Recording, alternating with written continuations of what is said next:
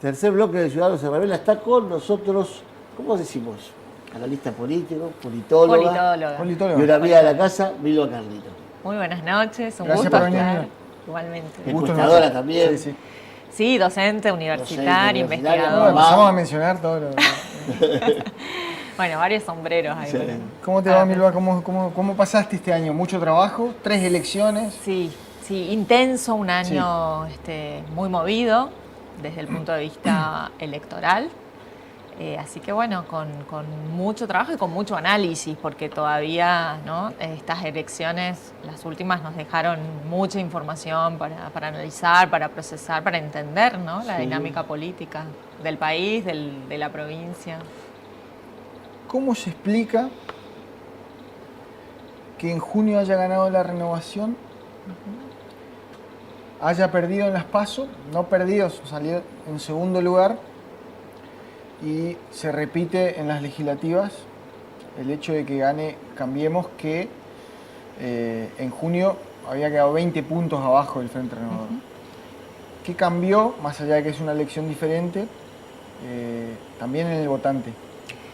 Bueno, sin lugar a dudas que cuando se pone en juego el poder local, es la cuestión de la cercanía y es la cuestión de valorar y poner a prueba un poco esta cuestión del plebiscito de la gestión local, ¿no? ¿Eso es lo que se votó en junio? Eso es lo que se votó en junio y eso es lo que estaba en la mente de los votantes, de las y los misioneros, el 6 de junio, y por eso la Renovación vuelve a mostrar, a pesar de que con un, digamos, menor caudal electoral, pero sí dentro de los parámetros habituales para lo que es una elección legislativa para la Renovación.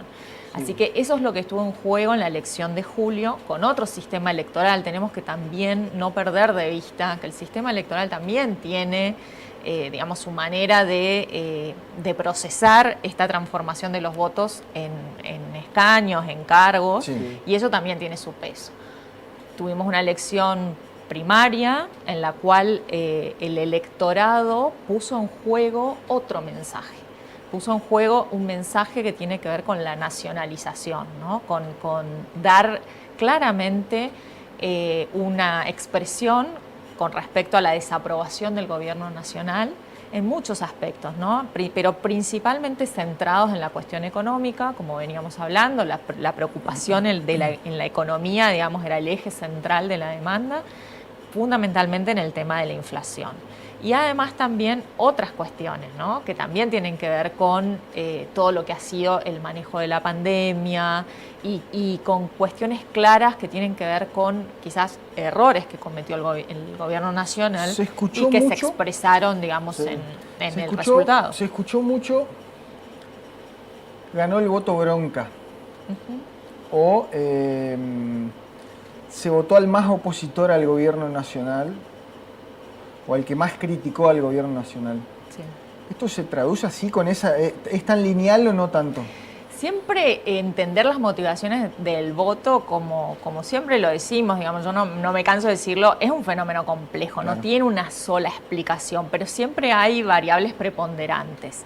Sin dudas que hubo una sensación, no te diría de bronca, pero ya había un malestar generalizado para con la política. La situación de la pandemia generó también un mal humor social en general hacia la clase gobernante.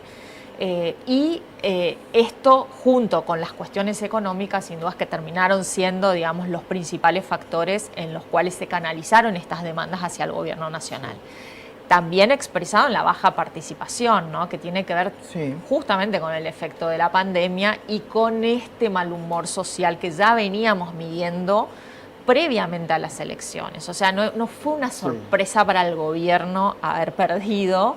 Sí, quizás fue una sorpresa, al gobierno nacional me refiero, claro, ¿no? Sí, quizás esperaban un poco un mejor resultado en provincia de Buenos Aires, y ahí estuvo el error de la estrategia política, de centrar por ahí el foco de la estrategia exclusivamente en provincia de Buenos Aires y Ciudad Autónoma. Ahora, lo asombroso que es a 2 años de que se fueron mal y lo que el macrismo representó, vuelvan a tener votos. Prácticamente el mismo porcentaje, cerca del 40%. Mantiene la base electoral. Es nefasto pensar que la sociedad no lo vea. ¿O se olvida tan rápido? Se olvida tan rápido.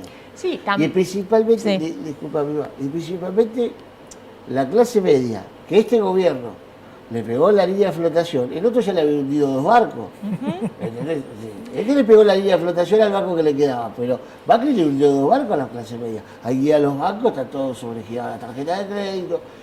Y así todo se metió el discurso nacional de los grandes medios, de lo que es el kirchnerismo o el macrismo, que como dije al principio, para mí son nefastos los dos, pero para los que estamos en el interior del país, y este programa se ve en todo el país, viven otra realidad.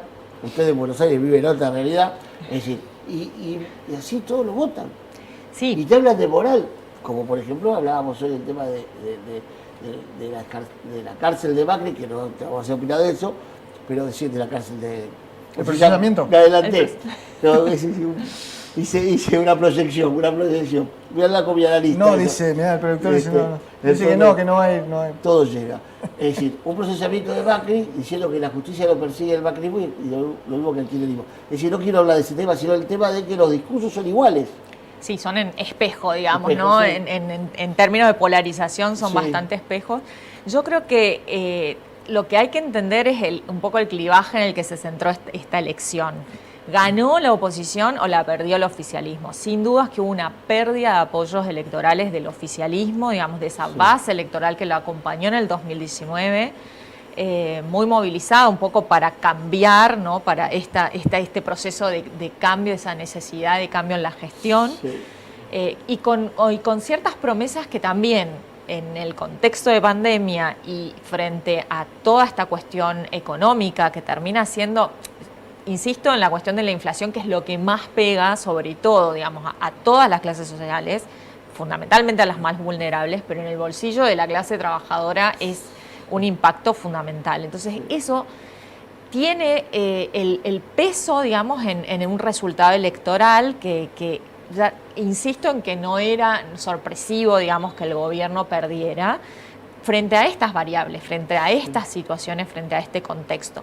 La oposición mantiene su base electoral, tampoco es que incrementa, no se puede hablar tampoco de una paliza o de un... Y creo que también hubo un excesivo triunfalismo por parte, desde las PASO a las generales, por parte de la oposición. Hablaban de la presidencia de la Cámara de Diputados, una locura. Sí, que sin dudas también es que hay que entender el contexto y la coyuntura y de cómo se está marcando en parte el escenario para el 2023.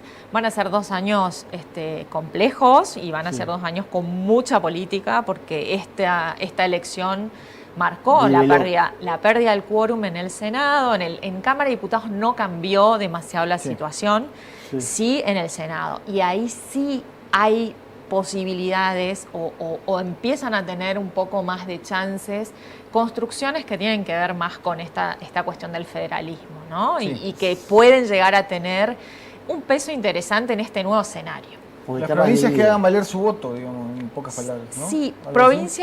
estas provincias que pueden llegar a tener ese poder de veto en el sentido de inclinar la balanza para un lado Ser o árbitro para el de otro, una votación. en votaciones que van a ser importantes, porque se van a trabajar y se van a tocar temas importantes en el ámbito de la Cámara, de las Sí. cámaras, En, ¿no? en los 90 se decía que el radicalismo tiene una base electoral de un 20%, el gorilaje o la UCD, gorilaje digo yo, la UCD, el neoliberalismo, tiene un 7% nacional. Hoy ese número lo capitaliza aparentemente lo que para nosotros era un impresentable hasta hace 6 meses atrás, Javier Milei. ¿Qué representa en sí Milei?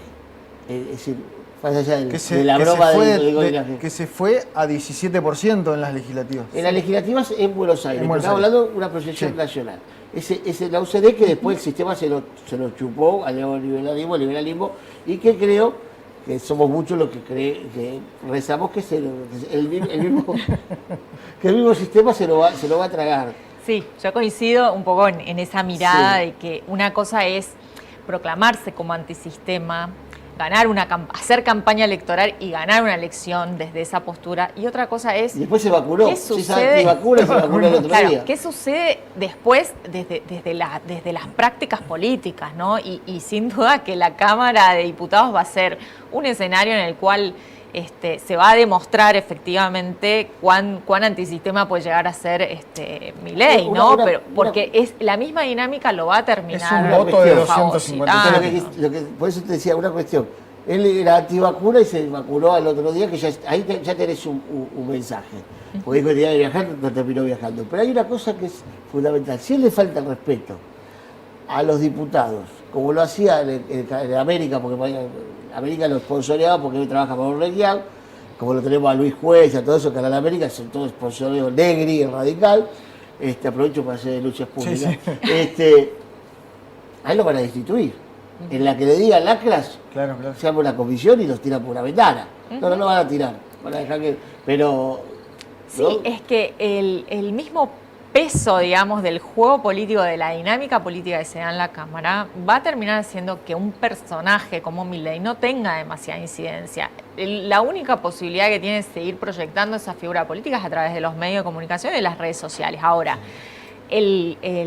también es cierto que la base electoral de Milei es una base generalmente muy joven, ¿no? Y que también está esperando a ver qué pasa si no se transforma en esta casta política que él mismo denunciaba ser, ¿no? Entonces ese es el gran desafío que tiene el personaje, digamos, que construyó Milei frente a su propia base electoral. Sí. En este desafío de gestionar, digamos, su paso por la Cámara sin ser, o por lo menos intentando mantener ciertas posturas que tienen que ver con su propio contrato electoral, con su base, ¿no? Sí, claro. Mi última pregunta tiene que ver con un hecho que va a cumplir 20 años en diciembre, la crisis del 2001. Sí. Hacemos una pausa para que rebobines, para que... Tenías 12 años, sí. Pero... No, para nada. Me estaba por recibir ya en esa época, me acuerdo. ¿Qué análisis haces de cómo evolucionó o involucionó el funcionamiento del sistema político en el país desde ese estallido hasta hoy?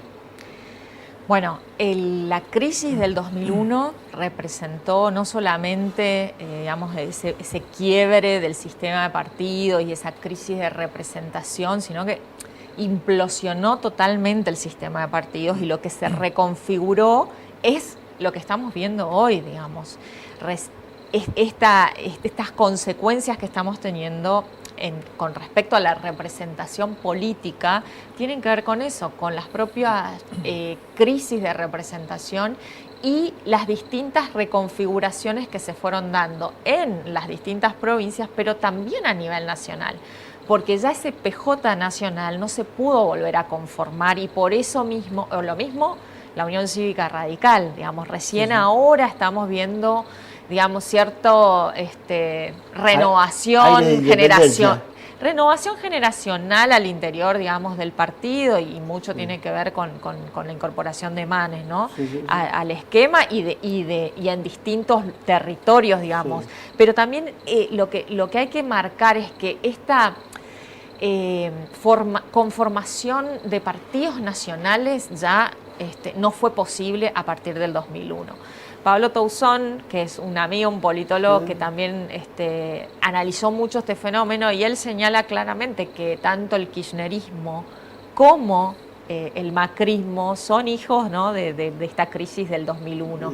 Y tiene que ver con esto, con cómo fue muy difícil, digamos, para el sistema político procesar esa crisis y aún, digamos, para la representación política generar, digamos, estos partidos que puedan tener estos clivajes provinciales y nacionales a la vez, que sean capaces de armar estas representaciones, digamos, nacionales y que representen también los intereses genuinos de las distintas provincias, ¿no? Porque eso es parte también de las crisis que estamos, del producto de la crisis del 2001, ¿no? Los personalismos, ¿hasta cuándo crees que puede durar? Al menos se te va, es decir, no sos adivina, pero lo ves, que hoy el eje siga siendo dos personas que son en sí irracionales y caprichosas las dos, que es Mauricio Macri y Cristina Kirchner.